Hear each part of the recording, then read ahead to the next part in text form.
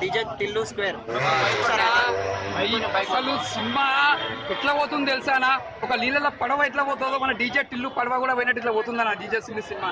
ఒక పడవలో మనం ఎట్లా పోతుంది, ఒక సముద్రంలో దాటుకుంటే ఎట్లా పోతుందో ఈ సినిమాకి కూడా ఒక ఒడ్డు ఏడొస్తుందో తెలియదు, ఎక్కడ ఆగుతుందో తెలియదు, మళ్ళీ కూడా ఎక్కడ మళ్ళీ మొదలైతే తెలియదు. ఇది దీనికి ఆపే కట్ట ఉండదు. మళ్ళీ ఎన్ని పాటలు వచ్చేది తెలియదు. ఏ పాట వచ్చినా కూడా పాటకు కూడా ఒక డిఫరెంట్ స్టోరీ ఉంది. ఏ స్టోరీ కూడా ఒక అల్లినట్టు లేదు. కాకపోతే ఫస్ట్ పాట మనం ఎంత ఎంజాయ్ చేసినామో సెకండ్ పాట కూడా మనం అంత ఎంజాయ్ చేస్తాం. ఇంకోటి మన ఫస్ట్ లో మన ఒక రాధిక అనే క్యారెక్టర్ ఎంత బాగా ఎంజాయ్ అన్న ప్రతిదీ అన్న చెప్తున్నా కదా. అసలు గూస్ బౌన్స్ అన్న ప్రతి సీన్ మనం కామెడీ చూస్తున్న మాత్రం ఫుల్ ఎంజాయ్ చేస్తాం. ఫస్ట్ సాంగ్ మీద మాత్రం ఫుల్ డాన్స్ ఉంటానా అన్న డీజే టిల్లుది. చెప్తున్నా లేచి చూస్తుంటే నాకే డాన్స్ ఎలా అనిపించింది అన్న. డీజే బాగా కొట్టాడా?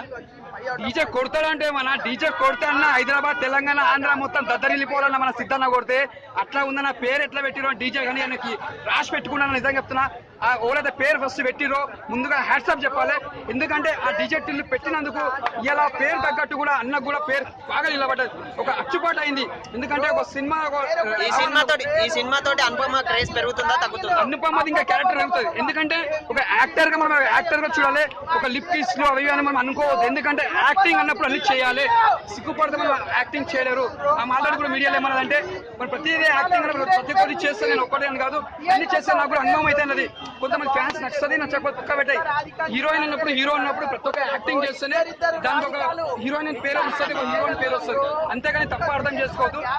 ఆమె డ్యూటీ ఆమె వర్క్ మ్యూజిక్ కానీ బ్యాక్గ్రౌండ్ మ్యూజిక్ కానీ స్క్రీన్ ప్లే కానీ డైరెక్షన్ కానీ అన్న సిద్ధన్న ఒక లెవెల్ అలాగుందన్న. లాస్ట్ ఫైట్ సీన్ కానీ ఆయన క్లైమాక్స్ సీన్ కానీ వచ్చే సీన్ అన్న నేనేమంటున్నా తెలుసానా? ఒక సముద్రం ఉంటానా, సముద్రంలో పడవ పోతుందన్నా. ఆ పడవకి ఒడ్డు ఎప్పుడు వచ్చిందో ఎలా అవుతుందో తెలియదు. ఈ డీజే టిల్లు కూడా అంతేనా, ఏడా అడ్డు కట్టేస్తో తెలియదు. ఫస్ట్ పార్టీకి వచ్చింది, సెకండ్ పార్టీకి అడ్డు కట్టేసింది. మళ్ళీ మూడో పాటు ఎక్కడ ఏదో తెలుసో తెలియదు. కానీ స్టోరీకి కానీ దేనికి దానికి డిఫరెంట్ లేకుండా తీసిండు. ఫస్ట్ పైన అని నేను చెప్తున్నానా, నా ఇష్టంగా చెప్తున్నానా, అందరి కోసం ఇస్తున్నా.